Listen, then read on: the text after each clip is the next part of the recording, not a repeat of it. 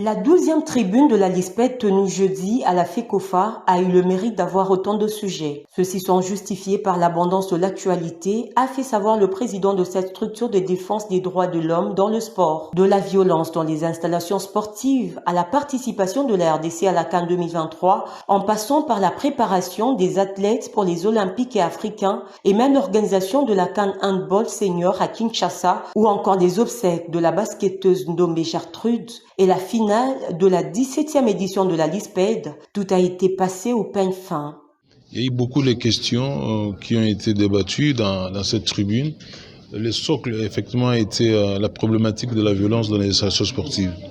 Et ça a été vraiment les soucis de tous ceux qui étaient dans cette tribune et les mêmes soucis qu'animent ceux-là qui n'étaient pas là, mais qui ont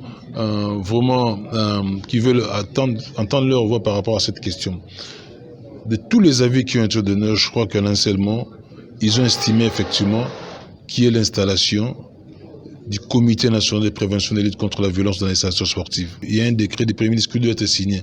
Ça fait plus d'une année que ça se trouve encore dans le tiroir du bureau du Premier ministre. Au-delà de ça, ils ont estimé que pourquoi on veut toujours sanctionner le club en payant les amendes lorsqu'il y a des troubles, alors que on est en mesure de détecter les auteurs et sanctionner les auteurs. Pourquoi pas organiser les audiences foraines? On a ici demandé qu'on fasse un plaidoyer au niveau de la fédération, au niveau de la foot, qu'il y ait des moyens conséquents afin que la sécurité du stade soit bien assurée, parce que la sécurité demande beaucoup de moyens. Et il y a d'autres questions sur le cinquantenaire de l'OPA, 74.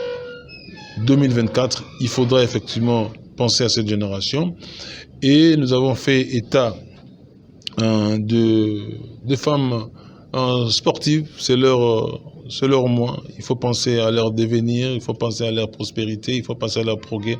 Et nous avons évoqué le décès de Maman Ndombe qui nous a quittés et comment nous pouvons aussi, comment l'État peut venir prêter une attention pour cela. La LISPED attend voir les uns et les autres s'amender de manière à donner un nouvel élan au football congolais en particulier et au sport en général.